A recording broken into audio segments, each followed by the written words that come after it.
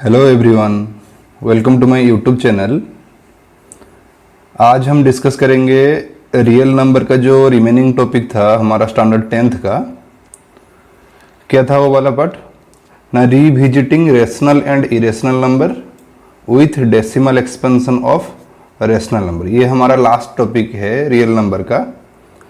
ये ख़त्म होगा तो हमारा रियल नंबर टॉपिक जो है स्टैंडर्ड 10th चैप्टर 1 का है मैथमेटिक्स, वो वाला कंप्लीट हो जाएगा। ओके, तो पहले हम क्या करते हैं, ये जो रीविजिटिंग रेशनल नंबर और इरेशनल नंबर के ऊपर डिस्कशन करना है।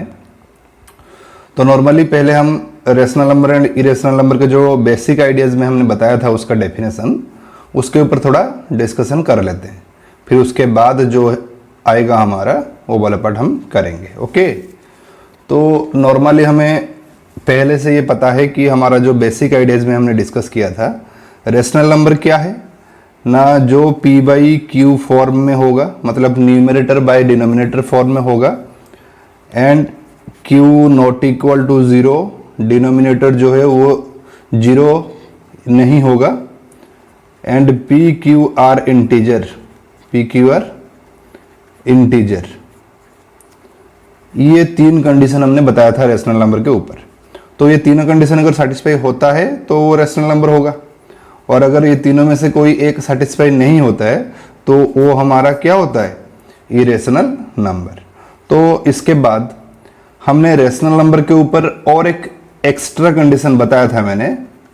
वो एक्स्ट्रा कंडीशन क्या है ना, जो पी क्यू आर को प्राइम, पी क्यू आर को प्राइम, ये वाला कंडीशन हमने जब फ्रैक्शन एंड रेशनल नंबर का जो डिफरेंस बता रहे थे उसी टाइम मैंने बताया था, और आगे उसका यूज भी करना है वो वाला भी मैंने बताया था। तो यहाँ पे मैं ये वाला बता रहा हूँ इसलिए कि नेक्स्ट जब आगे हम इसके ऊपर जब डिस्कस करते जाएंगे आगे, तो ये पी क्यू आर को प्राइम वाला कंडीशन यूज होगा। ओके, तो पी क्यू आर को प्राइम का मतलब क्या है ना, पी क्यू का जो HCF है, HCF ऑफ पी क्यू कितना मिलेगा हमें, 1 मिलेगा। तो इसका मीनिंग क्या है ना, 1 is only the common factor, 1 के अलावा और कोई नंबर यहाँ पे नहीं है जो पी क्यू का कॉमन फैक्टर होगा। सिर्फ 1 ही है ऐसा नंबर जो पी एंड क्यू का कॉमन फैक्टर होगा। ओके, तो ये कंडीशन मेन इंपॉर्टेंट कंडीशन है यहाँ पे, ये वाला जो नेक्स्ट आगे करेंगे उसमें यूज होगा। ओके, और इरेशनल नंबर का डेफिनेशन हमने ये बताया था कि जो रेशनल नहीं होगा वो इरेशनल नंबर है। ओके, तो इरेशनल नंबर ये वाला हमने बेसिक आइडियाज में डिस्कस कर लिया था, और उसका नोटेशन वगैरह जो भी था, इसको हम कैपिटल क्यू के हिसाब से नोटेशन करते थे, और इसको आर माइनस क्यू के हिसाब से, आर रियल नंबर होता है और क्यू रेशनल नंबर होता है। तो हमने ये वाला बेसिक आइडियाज में डिस्कस किया था, प्रीवियस वीडियो में है, वो आप देख सकते हो। और यहाँ पे हम इरेशनल नंबर का एंड रेशनल नंबर का जो कुछ प्रॉपर्टी है वो प्रॉपर्टी डिस्कशन करेंगे। क्या है वो प्रॉपर्टी ना, रेशनल एंड इरेशनल नंबर का जो प्रॉपर्टी है क्या है ना, rational number and irrational number को अगर हम एडिशन करेंगे, तो ये बॉक्स मैंने यहाँ पे यूज किया है इसलिए कि उस पर साइन यूज करूंगा, plus minus into and division का। तो रेशनल प्लस इरेशनल या इरेशनल प्लस रेशनल होगा तो रिजल्ट हमें इरेशनल नंबर मिलेगा। तो ये वाला पार्ट हमने 9th क्लास में भी पढ़ा था। तो rational plus irrational number that is irrational number, और अगर दोनों के अंदर नेगेटिव साइन भी होता है तो रेशनल माइनस इरेशनल होगा तो भी वो इरेशनल नंबर होता है। रेशनल अगर इरेशनल के साथ इनटू होता है तो वो इरेशनल नंबर होगा, and rational number and irrational number अगर डिवीजन होता है, मैंने अलग अलग साइन यूज कर लिया, प्लस के लिए भी वही इरेशनल, अगर सब्सट्रैक्शन हो रहा है तो भी वो इरेशनल, अगर इनटू हो रहा है तो भी वो इरेशनल, और डिवीजन हो रहा है तो भी इरेशनल। रेशनल एंड इरेशनल के बीच में अगर ये साइन आ रहा है तो रिजल्ट हमें इरेशनल मिलेगा। ये हमारा 9th क्लास का टॉपिक। तो यहाँ पे हम इसलिए डिस्कस किए कि आगे जो एग्जांपल्स वगैरह हम डिस्कस करेंगे उसमें वो सब यूज होगा। ओके, तो ये था हमारा properties of rational and irrational के जो कॉमन प्रॉपर्टी है उनको लेकर जब यूज करेंगे वो वाला पार्ट ये है। ओके, तो नेक्स्ट चलते हैं एक थ्योरम के ऊपर। उसी थ्योरम को लेकर जो इरेशनल नंबर हमारा, इरेशनल नंबर का जो एग्जाम्पल वगैरह हमारा था क्या, √2, √3, √5, √6, √7, √8, √10, √11, ये सब था हमारा एग्जाम्पल्स। तो ये जो एग्जाम्पल्स वगैरह यहाँ पे है, तो वो एग्जाम्पल्स हमने टेस्ट किया था बेसिक आइडियाज में कि वो इरेशनल नंबर क्यों है, वो टेस्ट किया था।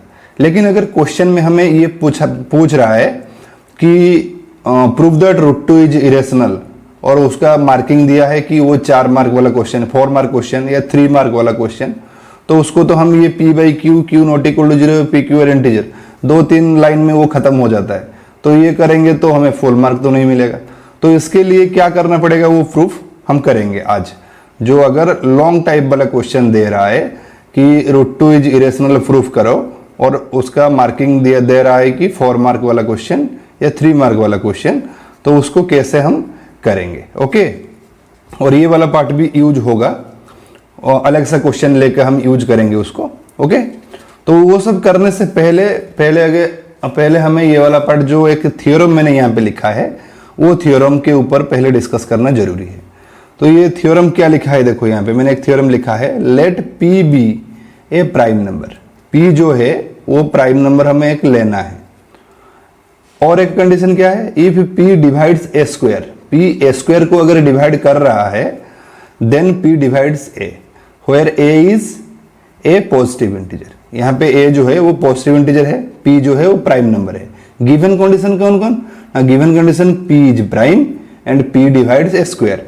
प्रूफ ये करना है कि P डिवाइड्स a। तो इसका प्रूफ बुक में है, लेकिन वो लैंग्वेज के बेसिस में लिखा है, तो वो एग्जाम में भी नहीं आने वाला है। CBSE उसका जो एग्जाम ओरिएंटेशन के लिए वो वाला नहीं दिया है, एग्जाम में नहीं आएगा उसका प्रूफ, लेकिन उसको समझने के लिए हम एग्जाम्पल लेके यहाँ पे समझेंगे यहाँ पे। ओके, तो यहाँ पे मैं चूज कर रहा हूँ P जो है, P मुझे प्राइम नंबर लेना था, तो P को मैं क्या कर रहा हूँ, यहाँ पे 3 चूज कर लेता हूँ यहाँ पे। और कोई एक नंबर स्क्वायर वाला पार्ट, जैसे कि स्क्वायर वाला फॉर्म में हो, क्योंकि गिवन कंडीशन मुझे P प्राइम लेना था and P divides A square. तो यहाँ पे सोच लो कि P डिवाइड्स ए स्क्वायर में यहाँ पे लैंग्वेज के हिसाब से लिख देता हूँ, डिवाइड्स ए स्क्वायर। तो यहाँ पे P अगर मैं 3 पुट कर देता हूँ, डिवाइड्स कोई भी नंबर मतलब ये सोच लो किसका, 6 का स्क्वायर कर लो। ओके, तो मतलब 3 डिवाइड्स 6 का स्क्वायर 36। तो ये जो कंडीशन हमने यहाँ पे लिखा है ये भी ट्रू है, क्योंकि 36 को 3 डिवाइड करेगा। एंड P जो ये वाला गिवन कंडीशन हमने लिया है, P इज प्राइम, तो ये हमारा गिवन कंडीशन है। अभी ये देखना है कि जो A हमारा यहाँ पे कौन है, A स्क्वायर अगर 6 का स्क्वायर है, A स्क्वायर हमारा 6 का स्क्वायर, तो यहाँ पे A हमारा कौन है, A हमारा 6 है। तो ये जो A है, P A को भी डिवाइड कर रहा है या नहीं, ये वाला हमें देखना है यहाँ पे। तो ऑब्वियसली यहाँ पे जो एग्जाम्पल के हिसाब से हमें दिख रहा है यहाँ पे कि 3 जो है वो 6 को डिवाइड करेगा। तो यहाँ पे हमें क्या मिल गया ना, 3 डिवाइड 6। तो क्लियरली हमें ये यहाँ पे दिख रहा है कि हमने P का वैल्यू जो है वो प्राइम नंबर लिया था, और एक कंडीशन यहाँ पे लिया था P डिवाइड्स ए स्क्वायर, ये हमारा गिवन कंडीशन था। तो P डिवाइड्स ए स्क्वायर के हिसाब से भी हमने एक एग्जाम्पल लिया था, यहाँ पे 6 का स्क्वायर को डिवाइड कर रहा है, और A का वैल्यू यहाँ पे 6 था। तो उसी हिसाब से हमें ये मिला कि 3 डिवाइड्स, लैंग्वेज के हिसाब से अगर हम लिखेंगे 3 डिवाइड्स 6 हमें यहाँ पे मिल गया। तो हमें यहाँ पे ये लिख सकते हैं, 3 की जगह पर मैंने P यूज कर लिया, P डिवाइड्स A। 6 का वैल्यू जो है वो किसका वैल्यू था, A का वैल्यू था। तो मतलब हमें यहाँ पे रिजल्ट ये मिल गया कि P अगर एक प्राइम नंबर है और P A स्क्वायर को डिवाइड कर रहा है, तो रिजल्ट हमें ये मिलेगा कि P जो है वो A को भी डिवाइड करेगा। ओके, और यहाँ पे A जो है एनी पॉजिटिव इंटीजर होगा। ओके, तो उसी हिसाब से अगर हम एग्जाम्पल देखते हैं, ये वाला इसलिए मैंने बताया कि अभी जो एग्जाम्पल्स वगैरह की थ्योरम्स वगैरह हम करेंगे उसमें हमें हेल्प करेगा वो वाला पार्ट। ओके, तो नॉर्मली यहाँ पे देखो मैंने यहाँ पे थ्योरम 1.4 लिया है, और क्वेश्चन उसका क्या है ना, √2 इज इरेशनल। मैं अभी भी बता रहा था कि वो वाला प्रूफ करना है हमें। 4 मार्क क्वेश्चन अगर या 3 मार्क क्वेश्चन अगर हमें पूछ रहा है तो प्रूफ कैसे करेंगे। तो √2 इज इरेशनल, प्रूव इट।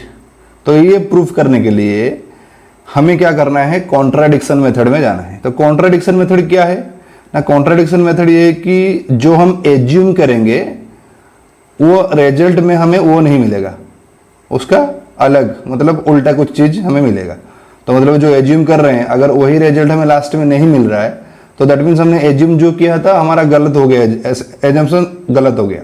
तो अगर एसम्पशन गलत हुआ है तो मतलब वो हमारा जो कंडीशन है उसके हिसाब से क्या हो गया, वो कॉन्ट्राडिक्ट कर गया हमारा रिजल्ट से, तो वही वाला कॉन्ट्राडिक्शन मेथड होता है। ओके, तो हमने यहाँ पे क्या किया है ना, √2 इज इरेशनल दिया था, मैंने यहाँ पे लेट किया, लेट √2 इज रेशनल नंबर, तो रेशनल नंबर मैंने चूज किया क्योंकि रेशनल का उल्टा जो है रेशनल होता है, तो ये रेशनल हमने चूज किया यहाँ पे। तो रेशनल चूज करने के बाद हमें रेशनल का डेफिनेशन पता है कि p/q फॉर्म, तो √2 इक्वल टू p/q फॉर्म आ गया ये, और q not equal to 0, pq are integer, और यहाँ पे मैंने ये लाइन लिखा है देखो, and pq are coprime. तो ये को प्राइम का मतलब भी यहाँ पे मैंने लिख दिया, p and q have only 1 is the common factor, only 1 is the common factor मतलब 1 के अलावा और कोई नंबर यहाँ पे इन pq का नहीं है जो कॉमन फैक्टर है। ओके, तो यही जो है ये वाला कंडीशन, दैट इज वाला कंडीशन मैंने लिखा है, यही कंडीशन हमें हेल्प करेगा नेक्स्ट प्रोसीड करने के लिए। तो और यही कंडीशन ही मेन ऑब्जेक्टिव यहाँ पे है कि इससे अगर कोई अलग चीज हमें मिल रहा है, यहाँ पे मैंने लिखा है कि 1 इज द कॉमन फैक्टर, अगर 1 के अलावा और कोई नंबर हमें मिल गया कि कॉमन फैक्टर है, तो मतलब ये जो हमने चूज किया था यहाँ पे हम दावा कर रहे हैं कि ये 1 के अलावा और कोई नहीं है, तो वो गलत हो गया ना। तो गलत अगर होगा तो हमने जो रेशनल नंबर चूज किया था वो भी गलत है, तो अगर रेशनल नहीं है तो कौन होगा, वो ये रेशनल ही होगा। ओके, तो ये pq have only 1 is the common factor, ये हमारा मेन ऑब्जेक्टिव यहाँ पे मिल गया। तो नेक्स्ट प्रोसीड करते हैं। ये जो √2 इक्वल टू p/q था, मैं यहाँ पे q डिवाइडेड के फॉर्म में है, अगर लेफ्ट में ले जाओ तो वो इंटू हो जाएगा, तो √2 into q is equal to p, फिर दोनों के साइड में स्क्वायरिंग कर लो क्योंकि ये जो रूट है उसको काटना है, तो √2 q का whole square is equal to p square. तो अगर इसको हम सॉल्व करेंगे, √2 का स्क्वायर हो गया 2, q का स्क्वायर हो गया q स्क्वायर, और यहाँ पे रिजल्ट p स्क्वायर पे है। तो ये जो 2q square equal to p square हमें रिजल्ट मिला है, इसका मतलब क्या है, ये जो 2 है, 2 किसको डिवाइड करेगा, p स्क्वायर को, क्योंकि 2 इस साइड में इनटू में है, अगर राइट साइड में हम ले जाते हैं उसको तो p स्क्वायर बाई 2 हो जाएगा, दैट मीन्स वो डिवाइड करेगा। तो लैंग्वेज के हिसाब से अगर हम लिखेंगे यहाँ पे 2 डिवाइड्स p स्क्वायर, तो ये जो 2 डिवाइड्स p स्क्वायर मैंने लिख दिया, प्रीवियसली अभी थ्योरम बता रहा था 2 जो है वो प्राइम नंबर है और p स्क्वायर को डिवाइड कर रहा है, मतलब रिजल्ट हमें क्या मिलेगा यहाँ पे 2 डिवाइड्स p, ये मिल गया। 2 जो है वो p को डिवाइड करेगा क्योंकि a वाला पार्ट जो हमारा था यहाँ पे देखो, अगर p स्क्वायर p जो है a स्क्वायर को डिवाइड कर रहा है, प्राइम नंबर जो है वो a स्क्वायर को डिवाइड कर रहा है, तो वो प्राइम नंबर a को भी डिवाइड करेगा। तो यहाँ पे जो है आ गया हमारा 2 डिवाइड्स p स्क्वायर था, तो 2 डिवाइड्स p हम लिख सकते हैं। ओके, इसको इक्वेशन 1 देकर रखो। ओके, ये इक्वेशन 1 हेल्प करेगा हमें। तो नेक्स्ट ये जो 2 डिवाइड्स p लिखा है हमने, तो कुछ इस तरह हम लिख सकते हैं, जैसे कि सोचो ये वाला पार्ट में यहाँ पे एक लिख देता हूँ, यहाँ पे कोई अलग सा पेज लेके लिख देता हूँ। जो 2 डिवाइड्स p लिखा है, ये जो 2 डिवाइड्स p लिखा है उसी के हिसाब से लिखता हूँ, 2 डिवाइड्स p। तो इसका मतलब क्या है, p/2 कुछ इस तरह होगा। अगर p/2 हो रहा है that means p/2 equal to, तो कुछ तो रिजल्ट मिलेगा, तो p/2 इक्वल टू मैं यहाँ पे r चूज कर लेता हूँ, जो रिजल्ट आएगा उसको r चूज कर लेते हैं। मतलब यहाँ पे जो 2 डिवाइड्स p लिखा है, मतलब p/2, इसका मतलब ये p/2, और उसका रिजल्ट जो है उसको मैंने क्या किया, r के हिसाब से चूज किया। और अगर इसको सॉल्व करेंगे तो p का वैल्यू हमें क्या मिलेगा, p का वैल्यू 2r मिला हमें यहाँ पे। तो p का वैल्यू जो मिला है उसको लेकर क्या करेंगे, हमें यहाँ पे ये कॉमन फैक्टर के ऊपर डिस्कस करना है। तो ये एक चीज मिल गया कि 2 जो है p को डिवाइड कर रहा है, that means 2 is a factor of p। तो उसी हिसाब से 2 अगर हमें q का भी फैक्टर मिल गया तो हमारा काम बन जाएगा यहाँ पे। तो ये p इक्वल टू 2r जो हमें मिला था, पुट कहाँ पे करना है ना, ये वाला इक्वेशन, इसको इक्वेशन स्टार दे के रखो, इसी इक्वेशन में पुट कर लो। तो putting in equation star, putting in equation star, अगर हम ये p का वैल्यू ये इक्वेशन स्टार में पुट करते हैं, क्या आ जाएगा ना, 2q का स्क्वायर, उसको रहने दो लेफ्ट वाला साइड, और p का वैल्यू क्या है यहाँ पे 2r, तो p का वैल्यू 2r, अगर p का स्क्वायर हो रहा है तो 2r का स्क्वायर, तो 2q स्क्वायर इक्वल टू इसका क्या है 4r स्क्वायर हो गया। फिर ये जो 2 लेफ्ट में है, अगर ये राइट वाला पार्ट को के कैंसिल करता है तो हमें मिलेगा 2r स्क्वायर, तो मतलब रिजल्ट मिला q square is equal to 2r square. तो ये जो q square equal to 2r square मिला, यहाँ पे भी यही चीज हम देख रहे हैं कि 2 जो है वो q स्क्वायर को डिवाइड कर रहा है, तो 2 डिवाइड्स q स्क्वायर। इसका मतलब क्या है ना, 2 अगर q स्क्वायर को डिवाइड कर रहा है तो 2 किसको डिवाइड करेगा, q को डिवाइड करेगा, 2 डिवाइड्स q। तो ये एक चीज हमें यहाँ पे अभी मिला। तो यहाँ पे कॉमन चीज देखो, इसको इक्वेशन 2 दे दो। इक्वेशन 1 में हमें मिला था 2p को डिवाइड कर रहा है, इक्वेशन 2 में मिला 2 डिवाइड q, तो 2p को डिवाइड कर रहा है, 2q को भी डिवाइड कर रहा है, तो इसका मतलब 2 जो है वो क्या है कॉमन फैक्टर।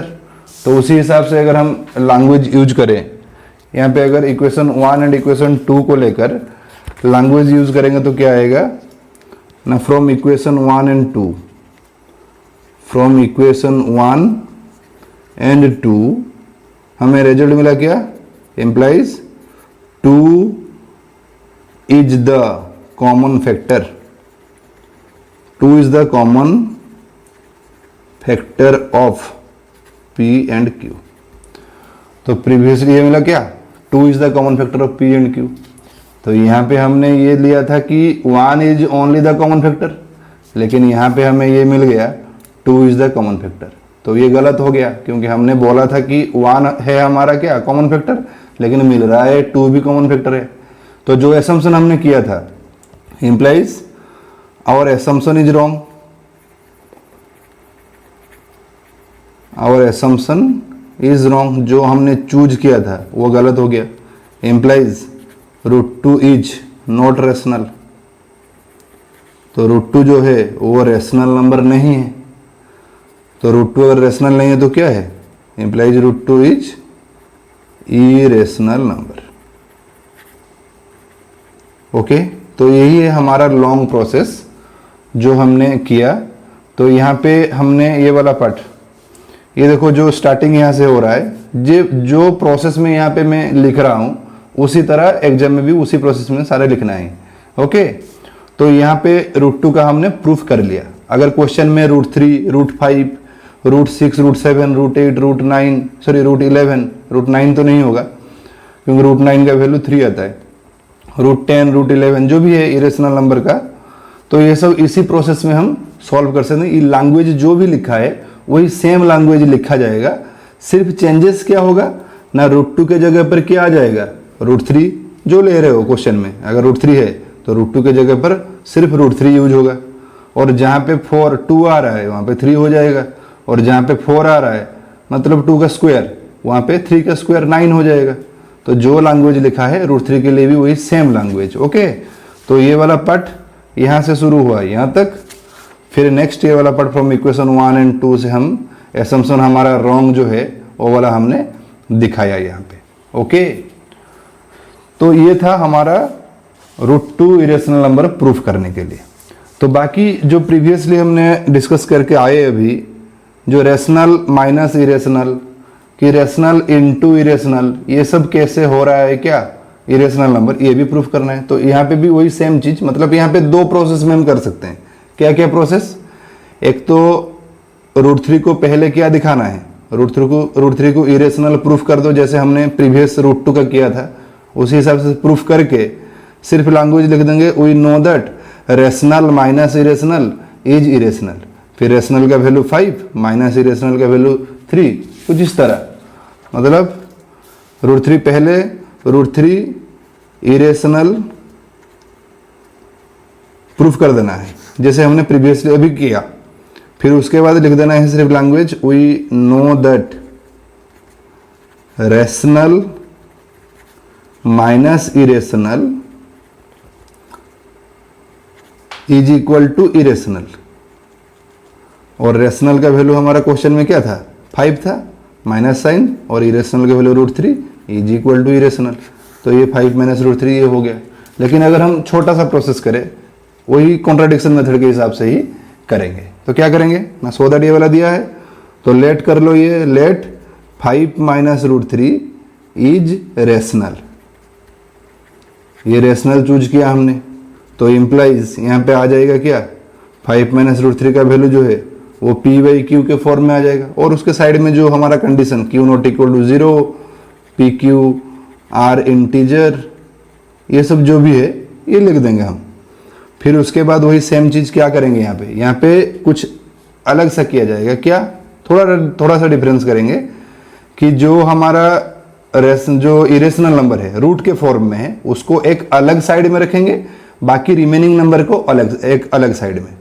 तो मैंने 5 को लेफ्ट में रखा और ये जो p/q राइट में था उसको लेफ्ट में ले आया, तो क्या हो जाएगा, माइनस p/q, और ये माइनस √3 जो था वो राइट में जाएगा तो प्लस √3 हो गया। और यहाँ पे ये एलसीएम, अगर हम लेफ्ट साइड में एलसीएम ले रहे हैं तो एलसीएम हमारा q, और ये आ जाएगा 5³ minus p is equal to √3। तो ये जो कंडीशन हमें मिला है, यहाँ पे LHS मिल रहा है, RHS मिल रहा है, लेकिन हम ये देख रहे हैं here LHS is rational. LHS rational क्यों है ना, P जो है वो इंटीजर था, Q भी इंटीजर था, 5 भी इंटीजर, तो ये जो फॉर्म में आ रहा है ये वाला पार्ट वो रेशनल नंबर है। लेकिन RHS जो है, बट RHS इज इरेशनल। तो ये LHS इक्वल टू RHS हो रहा है, लेकिन LHS रेशनल है, RHS इरेशनल है, तो पॉसिबल नहीं है इस तरह का। तो यहाँ पे आ गया contradiction, which is a contradiction, which is a contradiction implies 5 minus √3 is irrational. Okay, फिर उसी हिसाब से ये वाला पार्ट भी कर सकते हैं। इसका प्रूफ अगर करेंगे, वही सेम चीज जो लैंग्वेज यहाँ पे लिखा है इधर भी वही सेम। क्या करना है ना, लेट 3√2 इज रेशनल। पहले रेशनल चूज कर लो, रेशनल चूज करने के बाद 3√2 जो है वो p/q फॉर्म में होगा। तो मैंने ये बताया कि रूट वाला पार्ट जो है उसको एक साइड में अलग से रखो और रिमेनिंग जो है उसको अलग साइड में ले जाओ।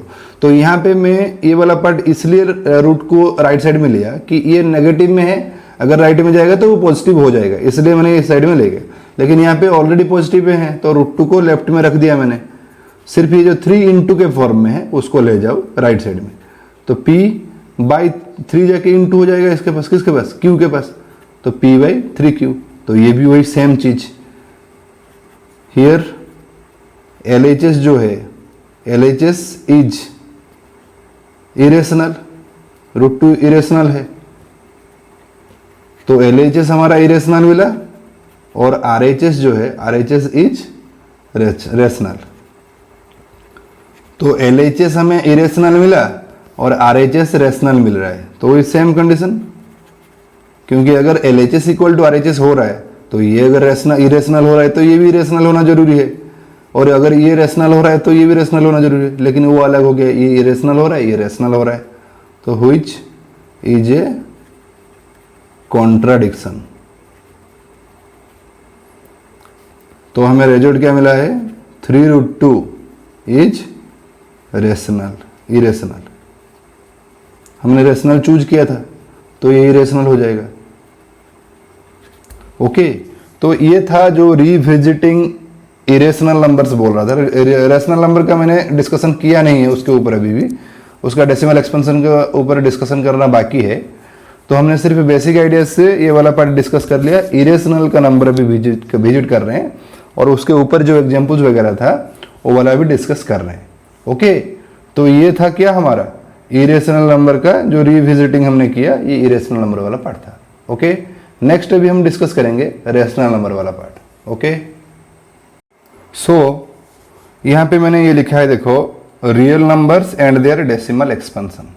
तो डेसिमल एक्सपेंशन के ऊपर हमें पहले से भी पता है स्टैंडर्ड 9 में, फिर भी हमें यहाँ पे डिस्कशन करना है क्योंकि हम revisiting rational numbers and irrational number कर रहे थे।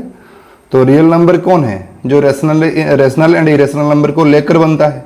तो हमने इरेशनल का डिस्कशन कर लिया है, अभी सिर्फ यहाँ पे भी इरेशनल है, लेकिन हमें मेनली किसके ऊपर डिस्कशन करना है? रेशनल नंबर के ऊपर।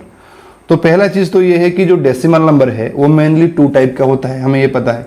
एक तो टर्मिनेटिंग एंड दूसरा जो है वो नॉन टर्मिनेटिंग होता है। तो टर्मिनेटिंग क्या है ना, जहाँ पे हमें रिमाइंडर 0 मिलेगा वही हमारा टर्मिनेटिंग, एंड नॉन टर्मिनेटिंग में हमें रिमाइंडर नॉट इक्वल टू 0, 0 के साथ रिमाइंडर अगर इक्वल नहीं हुआ तो वो वाला पार्ट नॉन टर्मिनेटिंग वाला पार्ट है।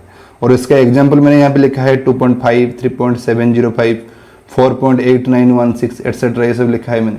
तो इसका मेन ऑब्जेक्टिव क्या है? रिमाइंडर 0, ये एक मेन ऑब्जेक्टिव। दूसरा ये है कि ये नॉन टर्मिनेटिंग से कैसे अलग हो रहा है ना, यहाँ पे नो डॉटर लाइंस। तो ये जो साइड में डॉटर लाइंस, यहाँ पे देखो, यहाँ पे डॉटर लाइंस या बार ये सब यूज हो रहा है, यहाँ पे डॉटर लाइंस नहीं होगा। ये है टर्मिनेटिंग का मेन कंडीशन। ओके, रिमाइंडर 0 तो कंपलसरी है और ये भी एक कंपलसरी की डॉटर लाइंस यहाँ पे नहीं होगा। ओके, तो अगर डॉटर लाइंस नहीं है तो 2.5 को यहाँ पे मैंने क्या कर दिया, फ्रैक्शन में अगर कन्वर्ट कर रहा हूँ तो 25/10, और ये 3.705 को अगर कर रहा हूँ 3.705 को, तो ये आ जाएगा 3705 डिवाइडेड बाई 1 के पास डेसिमल के बाद कितना 0? 3 0, तो 1000। उसी हिसाब से ये वाला पार्ट भी हो जाएगा कितना ना, 48916 डिवाइडेड बाई डेसिमल के बाद 1 2 3 4, तो 1 के पास 40, दैट इज 10,000। तो ये मिल गया हमें क्या, उसका फ्रैक्शनल फॉर्म। लेकिन ये फ्रैक्शन में कन्वर्ट करने के लिए थोड़ा दिक्कत होता है, लेकिन ये वाला पार्ट भी हमने 9th क्लास में पढ़ा है कि कैसे ये फ्रैक्शन में जो होता है। नेक्स्ट आगे प्रोसीड करेंगे तब बताएंगे। तो टर्मिनेटिंग का मेन ऑब्जेक्टिव ये है कि रिमाइंडर 0 होगा और इसमें डॉटेड लाइंस नहीं होगा। ओके, और जो टर्मिनेटिंग हो रहा है वो कंपलसरी हमारा रेशनल नंबर होगा, क्योंकि terminating numbers always rational numbers है। और यहाँ पे और एक चीज है जो थ्योरम में आपको मिलेगा बुक में, देखो इन सभी का जो डिनोमिनेटर है किसके फॉर्म में है? 10, 1000, 10,000, मतलब 1 के पास 0 वाला पार्ट। तो मतलब इनका जो Q वैल्यू, जो P/Q, ये सभी P/Q के फॉर्म में हो रहा है। तो जो Q का वैल्यू है, Q का वैल्यू यहाँ पे क्या होगा ना, Q का वैल्यू जो है वो 2 to the power m into 5 to the power n, इसी फॉर्म में होगा, क्योंकि 2 and 5 मल्टीप्लाई होंगे तभी 10 आता है। तो इसलिए इनका जो डिनोमिनेटर वाला पार्ट है, टर्मिनेटिंग का कोई टर्मिनेटिंग नंबर का अगर डिनोमिनेटर कोई पूछ रहा है तो ये 2 to the power m and into 5 to the power n, इसी फॉर्म में होगा। ओके, फिर नॉन टर्मिनेटिंग में आ जाओ। ये बताया मैंने कि रिमाइंडर 0 नहीं होगा यहाँ पे, और इसमें जो एग्जाम्पल्स होगा उसमें डॉटेड लाइंस एंड बार ये सब यूज होगा। बार का मतलब कि रिपीटेशन हो रहा है यहाँ पे। ओके, तो ये नॉन टर्मिनेटिंग फिर से 2 टाइप का हो जाता है। क्या क्या ना, रिकरिंग व रिपीटिंग जहाँ पे होता है, और दूसरा है नॉन रिकरिंग व नॉन रिपीटिंग, मतलब रिपीटेशन नहीं हो रहा है। रिपीटेशन मतलब देखो यहाँ पे 3.5777777 इस तरह चल रहा है, ये 1.567, तो 676767 ऐसे रिपीटेशन होकर जा रहा है। ये 5.373737, तो 373737 रिपीटेशन हो रहा है। तो जो रिपीटेशन हो रहा है सिर्फ उसी के ऊपर बार। यहाँ पे 7 रिपीटेशन हो रहा था, 7 के ऊपर बार। यहाँ पे 6-7 रिपीटेशन हो रहा है तो 6-7 ऊपर बार। और ये 5.37 रिपीटेशन हो रहा था, 3-7 ऊपर बार। तो जहाँ पे ये रिपीटेशन वाला पार्ट हो रहा है तो वो सब रिकरिंग एंड रिपीटिंग वाला पार्ट में आ जाएंगे। और दूसरा जहाँ पे रिपीटेशन नहीं हो रहा है, ये वाला पार्ट जो 3.67152, कोई रिपीटेशन नहीं है, तो वो नॉन रिकरिंग व नॉन रिपीटिंग वाला पार्ट में आ गया। तो जो ये जो रिकरिंग एंड नॉन रिपीटिंग वाला पार्ट, ये वाला पार्ट, ये क्या होता है ना, रेशनल नंबर होता है। ये हमारा 9th क्लास का टॉपिक। तो टर्मिनेटिंग होगा तो भी वो रेशनल है, नॉन टर्मिनेटिंग रिकरिंग होगा तो भी वो रेशनल। अगर नॉन टर्मिनेटिंग नॉन रिकरिंग हो गया तो वो क्या है, irrational number. That means irrational number जो है वो non terminating and non recurring, मतलब नॉन टर्मिनेटिंग होगा मतलब डॉटेड लाइंस आएगा, और नॉन रिकरिंग होगा मतलब यहाँ पे रिपीटेशन कुछ भी नहीं होगा। तो ये हमारा 9th का टॉपिक था, फिर भी हमने यहाँ पे डिस्कस किया है। तो ये जो चीज़ है इसको यूज करके हम कुछ एग्जाम्पल्स यहाँ पे करेंगे। तो वो एग्जाम्पल्स यहाँ पे देखो, मैं यहाँ पे कुछ एग्जाम्पल्स लिख दिया है यहाँ पे। वो एग्जाम्पल्स करने से पहले क्वेश्चन किस तरह का पूछ सकता है यहाँ से, ये तो एक शॉर्ट क्वेश्चन मैंने यहाँ पे बता दिया कि ये पूछेगा कि अगर टर्मिनेटिंग हो रहा है तो q का वैल्यू क्या है, तो 2 to the power n m into 5 to the power n, ये वाला करना है। किसका वैल्यू, q मतलब डिनोमिनेटर का वैल्यू। तो उसी डिनोमिनेटर का चीज़ है, मतलब क्वेश्चन में आपको पूछेगा ये जो दिया है ये हमें p/q फॉर्म में दिख रहा है, तो p/q फॉर्म हो रहा है, q नॉट इक्वल टू 0 हो रहा है, pq और इंटीजर भी हो रहे हैं, तो मतलब ये भी रेशनल, ये भी रेशनल। तो रेशनल का यहाँ पे हमें मिला दो कंडीशन, एक तो टर्मिनेटिंग वाला कंडीशन, दूसरा है नॉन टर्मिनेटिंग रिकरिंग वाला कंडीशन। तो अगर नॉन टर्मिनेटिंग रिकरिंग वाला कंडीशन हो रहा है तो इन दोनों में ये वाला पार्ट तो हमने सिर्फ ऐसे कर लिया, लेकिन ये जो क्वेश्चन है, ये जो क्वेश्चन है, इसी टाइप के क्वेश्चन में कैसे हमें पता चलेगा कि कौन सा वाला टर्मिनेटिंग है, टर्मिनेटिंग कौन सा वाला है और कौन सा वाला नॉन टर्मिनेटिंग रिपीटिंग वाला पार्ट है। रिपीटिंग, क्योंकि ये टर्मिनेटिंग कंडीशन भी रेशनल को सेटिस्फाई करता है एंड नॉन टर्मिनेटिंग रिपीटिंग वाला कंडीशन भी रेशनल को सेटिस्फाई करता है। लेकिन टर्मिनेटिंग का जो है वो डॉटेड लाइन्स नहीं होगा, लेकिन यहाँ पे तो हम डिवाइड करके टाइम टेकिंग, वो बहुत टाइम जाएगा कि अगर डिवाइड करेंगे फिर देखेंगे कि वो डेसिमल के बाद जो नंबर आ रहा है वो यहाँ पे डॉटेड लाइन्स आ रहा है या नहीं, ये सब वो टाइम टेकिंग है। लेकिन उसको और इजी प्रोसेस में क्या करेंगे, तो सिंपल क्या करना है आपको, ये p/q फॉर्म में है, ओके। तो जो डिनोमिनेटर है यहाँ पे q का क्या करना है आपको, प्राइम फैक्टराइजेशन। q का क्या करना है, प्राइम फैक्टराइजेशन। q का क्या मिल गया हमें, क्या करना है q का, प्राइम फैक्टराइजेशन।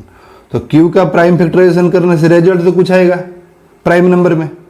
तो जो रिजल्ट आ रहा है, अगर वो वाला result only 2 to the power, only 2 to the power something या only 5 to the power something और both 2 to the power something into 5 to the power something, इस फॉर्म में आ रहा है, मतलब रिजल्ट में डिनोमिनेटर में सिर्फ 2 का पावर या सिर्फ 5 का पावर या बोथ 2 एंड 5 का पावर अगर आएगा तभी वो टर्मिनेटिंग में जाएगा, ओके।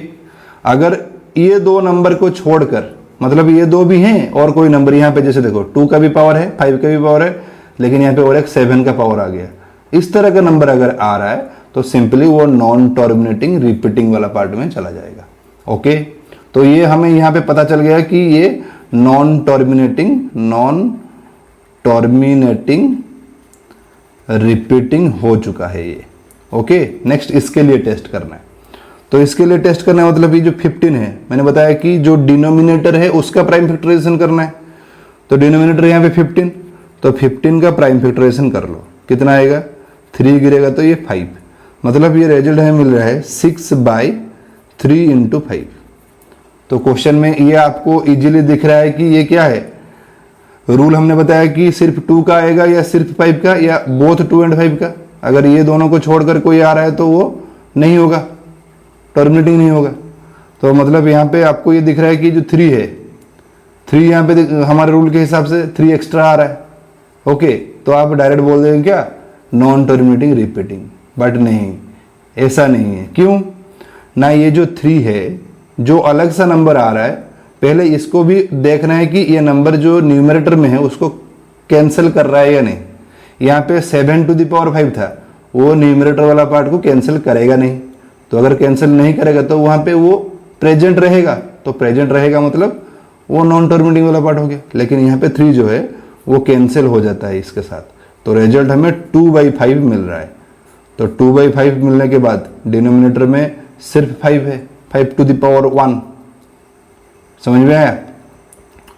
तो ये अगर डिनोमिनेटर में सिर्फ 5 का आ रहा है तो इसका हमें क्या मिल गया, टर्मिनेटिंग हो गया। ये समझ में आया क्या क्या क्या बोल रहा हूं मैं यहाँ पे। तो आपको जो डिनोमिनेटर का आपने प्राइम फैक्टराइजेशन किया है, वो प्राइम फैक्टराइजेशन मिलने के बाद 2 एंड 5 को छोड़कर अगर कोई नंबर आ रहा है, देखना है कि वो नंबर न्यूमरेटर को कैंसिल कर रहा है या नहीं। अगर कैंसिल करेगा तो न्यूमरेटर डिनोमिनेटर में वो नंबर नहीं रहेगा। तो अगर वो नंबर नहीं रह रहा है तो हमें देखना है कौन, 2 या सिर्फ 5, टू ओनली 2 या ओनली 5 या बोथ 2 एंड 5।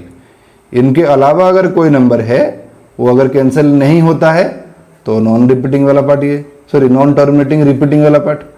अगर कैंसिल हो जाता है तो ये टर्मिनेटिंग वाला पार्ट।